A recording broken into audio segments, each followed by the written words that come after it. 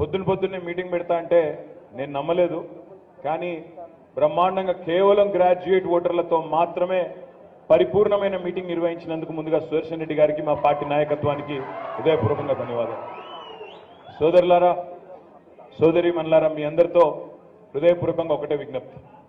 ఈ ఎన్నికతో లేదా ఈ ఎన్నిక ఫలితంతో మరి ప్రభుత్వం కూలిపోయేది లేదు, ప్రభుత్వం తారుమారు అయ్యేది లేదు.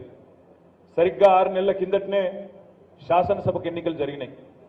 ఆ శాసనసభకు ఎన్నికలు జరిగినప్పుడు మేమందరం కూడా పెద్దలు కేసీఆర్ గారితో సహా మేమందరం కూడా ప్రతి పట్టణానికి వచ్చినాము, ప్రతి నియోజకవర్గానికి వచ్చినాము.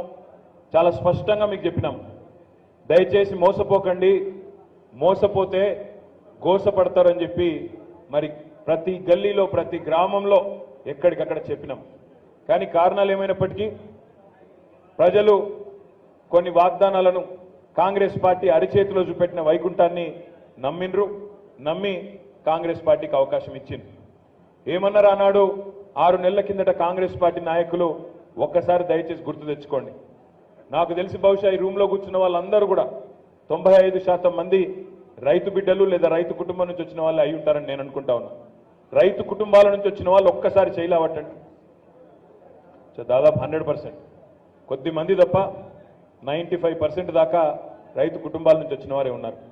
మరి రైతు కుటుంబాల నుంచి వచ్చిన బిడ్డలుగా, చదువుకున్న విద్యావంతులుగా నేను మిమ్మల్ని ఆలోచించమని కోరుతా ఉన్నా.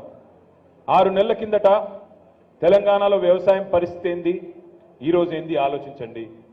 6 నెలల కింద మీరు విన్న అందమైన నినాదాలు ఇవాళ ఎక్కడ పోయినాయి ఆలోచించండి. ఏమన్నారు ఆనాడు గౌరవనీయులు రేవంత్ రెడ్డి గారు?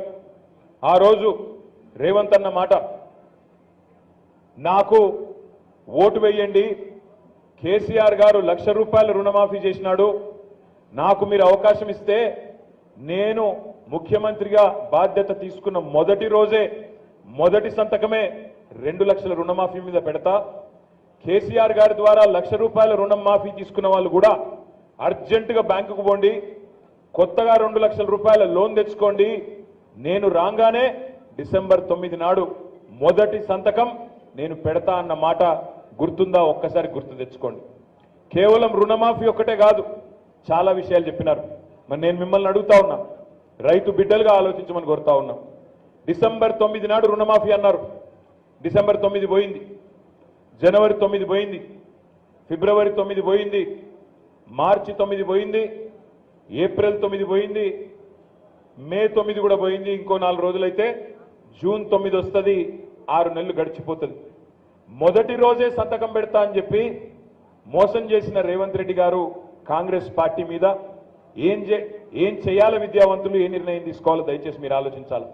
అదేవిధంగా ఇంకొక మాట అన్నారు, కేసీఆర్ గారు ₹10,000 ఇస్తున్నాడు రైతు బంధు, మా ప్రభుత్వం వస్తే 10,000 కాదు 15,000 ఇస్తాం, రైతు బంధు కాదు రైతు భరోసా అన్నాడు.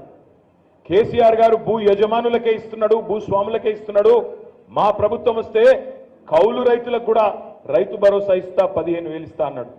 కేసీఆర్ గారు భూమున్నోళ్ళనే పట్టించుకుంటున్నాడు, మా ప్రభుత్వం వస్తే రైతు కూలీలను కూడా పట్టించుకుంటాం, నెలకు ₹1,000, సంవత్సరానికి ₹12,000 మరి రైతు కూలీలకు కూడా ఇస్తా అన్నాడు. రుణమాఫీ జరిగిందా? జరిగిందా జరగలేదా? నర్సంపేటలో ఏమైనా స్పెషల్గా జరిగిందా? జరిగిందా జరగలేదా? జరిగితే జరిగిందని చెప్పండి, జరగకపోతే జరగలేదని చెప్పండి. జరిగిందా లేదా? జరగలేదు. పోనీ కౌలు రైతులకు రైతు భరోసా వచ్చిందా? 10,000 పోయి 15,000 వచ్చిందా? వ్యవసాయ రైతు కూలీలకు 12,000 వచ్చిందా? ఇవన్నీ 100 రోజుల్లో చేస్తానన్న మాట నెరవేరిందా? నెరవేరలేదు. ఒక్కసారి ఎవరి చేతిలోనన్నా మోసపోతే, మొదటిసారి మోసపోతే మోసం చేసినోడిది తప్పైతుంది. మొదటిసారి మోసం జరిగితే మోసం చేసిన వాడిది తప్పు. కానీ రెండవసారి కూడా మళ్ళీ వాడి చేతిలోనే మోసపోతే ఈసారి మాత్రం తప్పు మోసగించబడ్డ వాడిదైతుంది, మనదైతుంది. ఆలోచించండి.